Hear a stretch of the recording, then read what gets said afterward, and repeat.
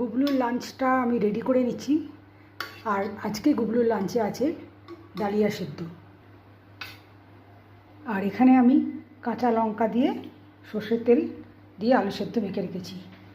আর চিড়ে একটু ভিজিয়েছি যারা ডালিয়া খাবে না তাদের জন্য। তো এখন আমি ডালিয়ার মধ্যে একটু ঘি দিয়ে দিচ্ছি। আজকে গুবলু এটাই খাবে।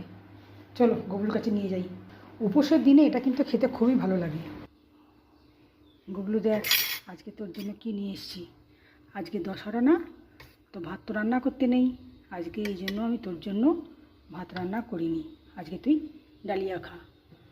আর তুই তো জানিস দিদির ইউনিভার্সিটি গেছিলাম, বাজার গেছিলাম, কত দেরি হয়ে গেল আজকে। তোর নিশ্চয়ই খুব খিদে পেয়েছে।